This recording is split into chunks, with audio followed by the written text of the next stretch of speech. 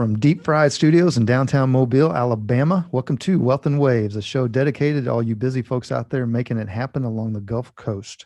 To our listeners in New Orleans, Destin, Mobile, Santa Rosa Beach, Gulfport, Pensacola, Biloxi, and of course our home base of Fairhope, Alabama, over on the Eastern Shore. If you're plugged into your work, your family, and your faith, you found your show.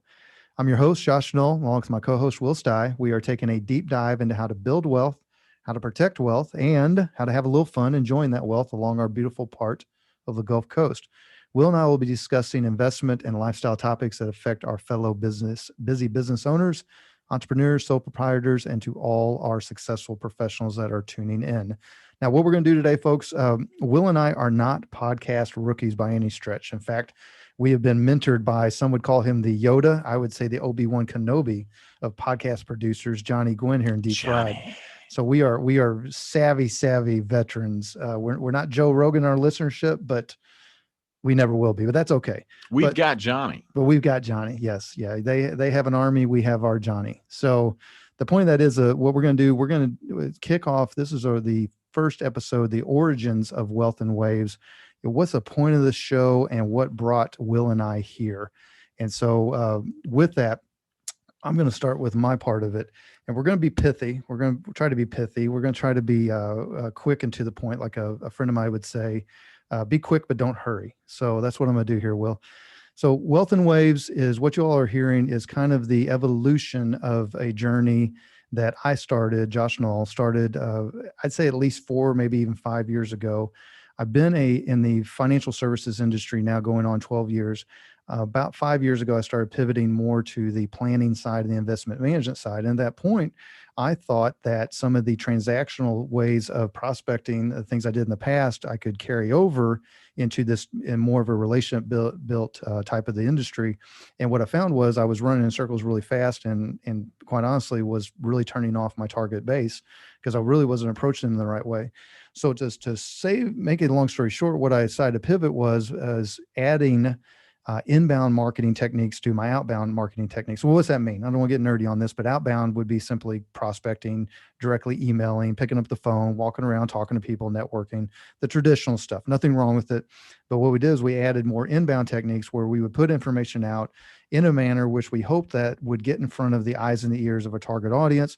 And in turn, they would feel compelled at some point to engage with us. Well, in the beginning, it sounded great when I said it out loud, but it took time to get it to that point. I had to put my shoulder into it, had to deal with a lot of rejection, had to deal with, quite honestly, in my industry, people looking at me like I was kind of nuts. Remember, this is a few years back. And also had to deal with compliance issues and navigating that with the compliance requirements that we have in our industry. Time went on. I kept at it, kept taking chances, taking risks. And at one point, I was up at a conference speaking at our RA, and I was talking about my journey, and I saw somebody in the audience actually paying attention, which is always exciting, and met him afterwards. His name was Will Steih, and we started a journey of, he jumped on my other podcast, Every Dollar Counts, that we have, and we started talking about business owner topics and developed a relationship, not just professionally, but also personally, that I think has really been productive for both of us and also productive for our clients. We've been able to go down avenues of business and helping clients that just to be honest with you, listeners, I didn't even know existed. Cash balance plan, knew of it in concept, had no idea how to put it into practice. Non-qualified deferred comp, I could do that from a simple level, not from a high level. And so anyway, the point of that is the relationship developed. We decided that it had come a time, our relationship professionally and personally had developed enough to where we thought we could carry a show on our own.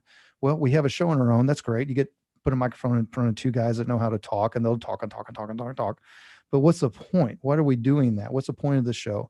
So in my words, and I'll let Will have his own opinion, but we formed Wealth and Waves. We felt like, what can we bring to the table for people that are like us, that are busy, they've got a lot going on, they're into their work, they're into their family, they're into their faith, and quite honestly, they also have an active lifestyle. They're fishing, they're boating, they're golfing, they're biking, they're running. They're engaged. They're really doing these things, and they've done something where they've built up something, a good life, and they've also built up a successful financial life. And now they're at a point where, hey, how can I keep more of my hard-earned dollars in my pocket, pay my fair share in taxes, but not overpay? How can I create a business that will succeed me and will move on without me at some point in time? And how can I create a legacy? And so that's really the point of my opinion of the point of Wealth and Waves, is being able to come in with that type of information for that target market in our target area, and hopefully help leave them better than we found them if we ever get a chance to talk to them directly. So, Will, sorry, I went on a little longer than I meant to. I was pithy. I don't know how quick I was, but if you don't mind, I'm gonna kick it to you, Will Steih, and tell us, what is your viewpoint on the show and what brought you here? Well, you brought me here, Josh. Yes, I You did. and my love for the Gulf Coast. My family was regularly vacations in the Destin, Florida area. I've got clients in the Destin area. I've got now clients in the over here in the Eastern Shore area. But mainly it was identifying you as someone who was walking down this path, who had been there, done that, lived to tell about it, had and you hadn't perfected it yet, but you were so far ahead of where I would have even begun to start with a few more years on you of experience. But I did not want to take the time and the energy to figure out. I didn't have a Johnny. I couldn't figure out the pieces that you'd already figured out, and you already kind of put the puzzle together. And as usual, Thoreau said, "There's nothing so rare as an original thought," and I'm still waiting on mine. But you'd already been here and had been successful and had developed it, and I could step into that and join you. It made a lot of sense to me to do that. And quite frankly, the ultimate goal for me when I think about Wealth and Waves is to connect with the busy business owner and professionals, because life's gotten to a point where, man, if there's the time is a precious commodity. And what I found early on was we had a business owner actually we'd gone to meet with that had heard one of the earlier podcasts. And they said, guys, I've already listened to this 2 or 3 times and I've just got a couple questions for you.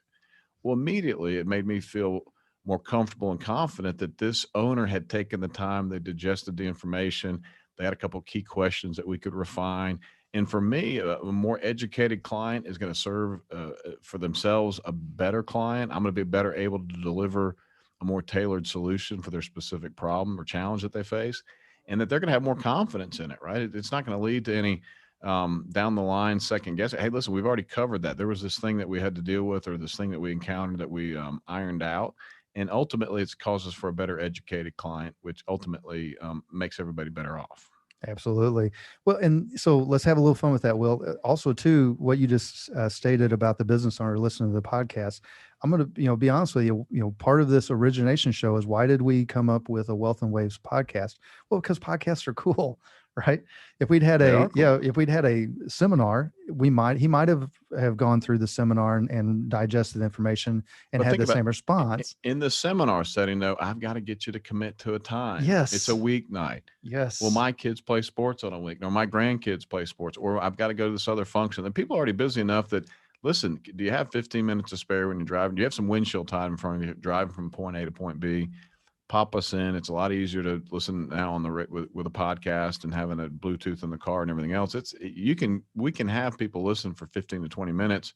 We're never in a million years if I called them up on the phone at 3 o'clock on a Tuesday afternoon and said, "Hey, sir, may I please have a chance to chat with you about this subject?" That like, who, what? No, no, thank you. I'm not interested. But truly, business, they are interested. They want to know. They want to come up with more than just a novelty. They want solutions to the problems they face on a day in, day out basis. And this gives us a forum. This gives us a way to communicate with them and to let them know who we are and what we're about and some strategies that might apply to their particular situation. Well, I love it. Well, and I gotta be honest with you, I'm very excited because we own the show, right? And we get to have it in a conversational manner. And the fact that you and I have done this enough to where we can bounce back and forth, and the listeners can tell that we know what we're talking about and we're getting to the point. That allows us now to branch out to where we can really have a diverse set of conversations about investments, about insurance. We can bring on fantastic guests. A lot of them are going to be local.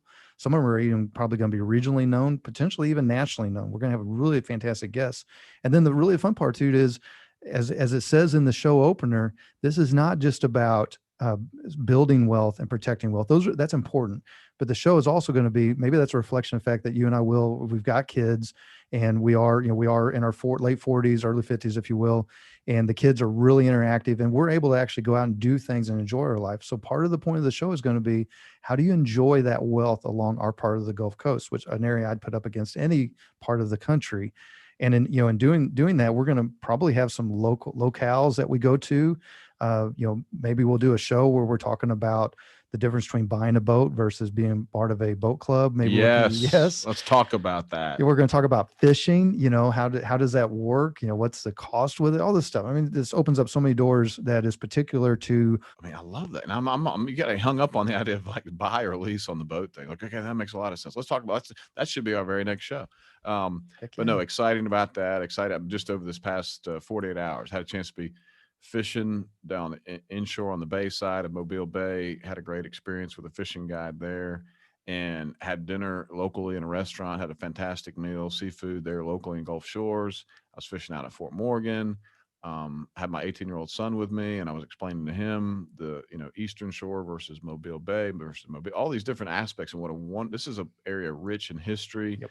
Rich in whether we're talking about, again, think about food, going out to New Orleans or cutting back over towards the Destin area, just beautiful, the color of the water, just in terms of how there's similarities and differences throughout the Gulf Coast, but ultimately it's kind of like my Jack was saying, that we're as far south as we can go, Dad, before we hit the Gulf of Mexico. So it's like, yeah, that's true. It's a great point to make, where we are, but there's just, this region is rich in flavors and color, and I'm excited that we now have Wealth and Waves to continue to produce podcasts on and incorporate many of the facets that people are excited about, why they live in this vicinity.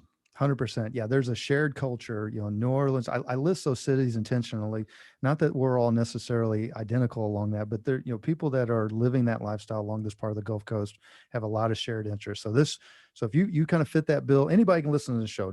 Please, we're going to be touching on a broad range of topics, but particularly for you all that are living that lifestyle along here, this show is dedicated to you. So I hope you join in. You're going to be able to catch us on multiple platforms as the show gets reach and gets out there. And then our home base, well, you can always come back to our website if you want to find more information out about us, about Gulf Coast Financial Advisors, about our other podcasts, about our content. All of that is at gulfcoastfa.com. That's Gulf Coast FA as in financialadvisor.com. So with that, folks, again, Josh Null, Will Steih, Gulf Coast Financial Advisors. This is Wealth and Waves. We cannot wait. Thank you for joining us, and off we go. Boom. Good. That was good. That's a positive way.